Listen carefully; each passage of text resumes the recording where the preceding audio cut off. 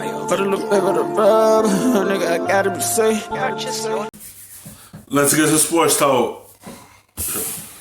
Board, and Tua Tagovailoa has moved up to the third spot. He is behind just Chase Young and Joe Burrow. Let me show you Mel's top 10. It includes 6 players from the SEC, while Ohio State's 2 top 5 guys make up the only representation of the Big Ten. Those are the names. A lot of them are the ones you would be expecting. You can see Mel's entire big board exclusively on ESPN+, including his top 10 at every position. I want to come to Shefty on this in a second, but Laura, what are we hearing specifically about Tua's injury? Because this is something you've been covering since the moment it happened. Well, look, Tua's going to have to prove it to these teams. We'll have questions about his health, but the doctors who performed the surgery feel incredibly confident he will make a full recovery. And I think the key here is the surgical repair of the fracture and proper rehab have allowed healing of the joint capsule.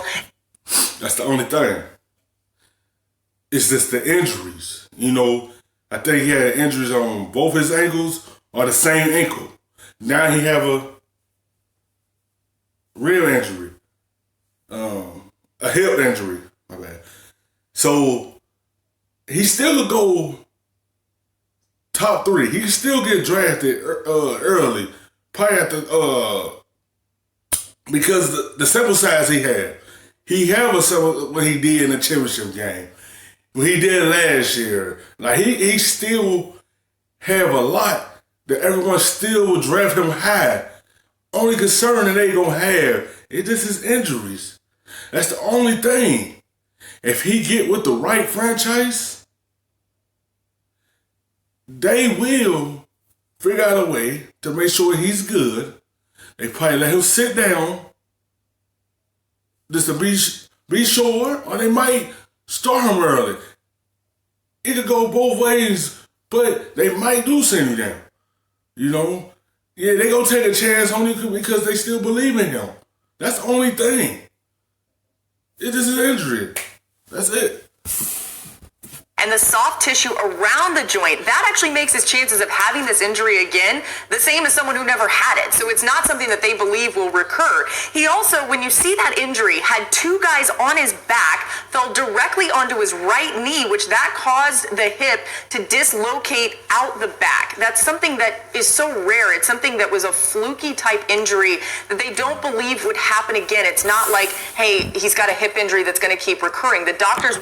It just be freak accidents. That's all. The hip injury was just a freak accident. You have 2 defensive linemen fall on top of him. Injuries happen at crazy moments. It ain't gonna reoccur again. I feel like he's gonna be healthy when he get drafted. I feel like he still could change the franchise if you do draft him. Whoever draft him high, that he can bring dynamic to this team. You know, just put him behind a line that can protect him well. That's all, because he's a good quarterback. Like, he gonna be the same when he come back. That's all. Like, they ain't gonna too much worry about, you know, his hip injuries or nothing. The only thing they probably be concerned about is probably his ankles. That's about it. They still believe in him. Because the sample size he have on film. Will assure these NFL teams of that. Also, I'm hearing the rehab is going very well and is on time. Here's the issue with that. I 100%. The problem is he has a history of injury, right? So that will factor into it. People will look at it, and even if the doctors say to them everything you just said, won't there be some question in the minds of someone who has to basically put their job on the line to take this guy? So let me be clear. You're saying that the doctors believe that the recurrence of an injury, the chance of that, are not high? Not high at all. That's the only thing. That's the only thing they're going to bring up. He still could be a top pick. He still could dominate in the NFL. And he get around the right offense. That's the only thing they're going to just talk about more. You see how they continue talking about it? You see I'm talking about it. That's the only thing that they're going to bring up on him. Teams still going to believe in him anyways it goes. because of the actual injury that it is, the hip dislocating out the back that was fluky and had to happen that way, and the way that they've repaired it. And that is what teams need to hear and need to be sold on.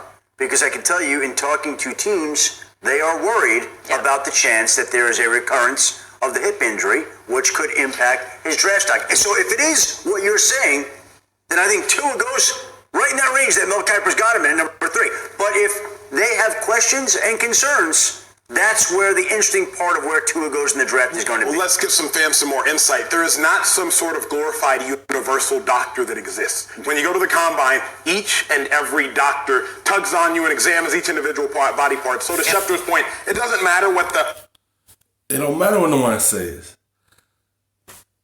Whatever them doctors at that combine say, that's what the organization gonna go off of. But they gonna see how many teams are gonna go away from him and how many teams are gonna stick with him and still take him high. They just gonna go off of what they doctors say.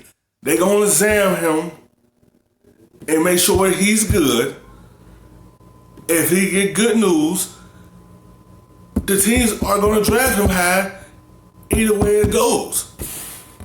figurative doctors say. What matters is, hey, what does this doctor say or that doctor say? And furthermore, Greeny, the last thing, when you look at the big board and the projections, I'm going to the Dolphins. Well, the Dolphins right now lead the league in sacks given up. So if you are a team that's going to draft him, make sure that you have the protocol that the right personnel around him.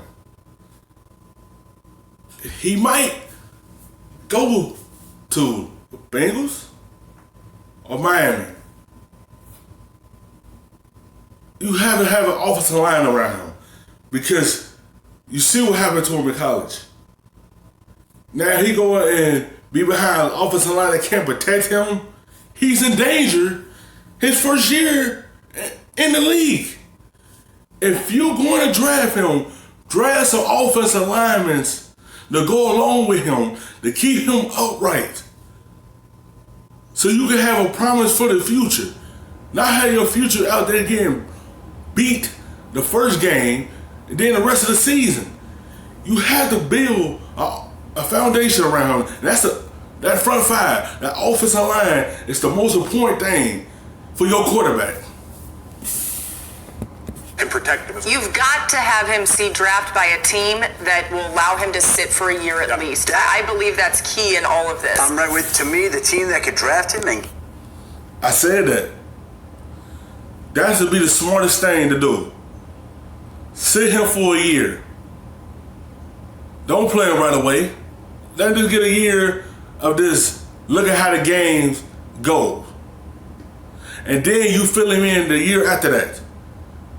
And turn the franchise keys over to him. Just let him sit out for a year. give him time that has a bridge quarterback that takes the pressure off him playing right away is an ideal scenario. Well, I don't want to make you speculate, but I'm asking you to anyway. Like, what would be an example of a team? Like, if you look at the teams that are drafting up top, Cincinnati is not that. Well, I guess in theory they could be. They could bring Andy Dalton back for a year, but we all think they're going to take Joe Burrow at number one. Who are the other teams out there that are in that kind of situation? Well, if we look at the top 10 teams, there are a group of teams that need quarterbacks in there. A team like the Chargers, Phillip Rivers, maybe signs a one-year deal to come back, maybe doesn't. They have Tyrod Taylor there, who they like a lot anyway.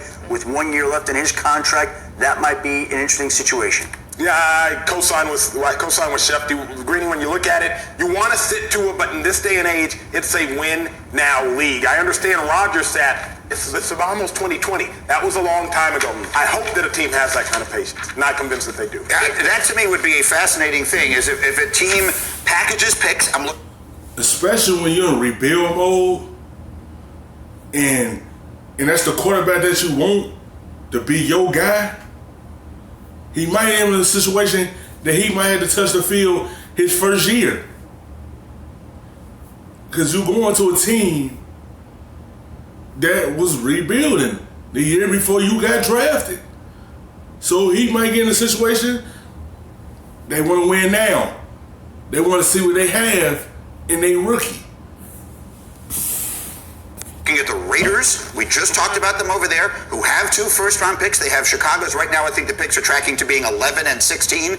Is that enough to move up? Probably not to number 3 or 4. Right. But it could be enough to move up a little. And then there's another quarterback in this mix, Justin Herbert, who is exactly the kind of player that you know these evaluators are going to talk themselves into loving, no matter what you think. I didn't know if this was a point in the show for it. I know we're talking about Mitch later and how his whole thing got affected in his draft stock. Man, Justin Herbert is the kind of guy who everybody is rivaling to make a top 5 pick, a top 10 pick, and I just don't see it. And if Justin Herbert had come out last year, I think he might have got number 1. Yeah, he probably would have. He looks the part for sure. We're so glad you're watching ESPN on YouTube. For more sports and analysis, download the ESPN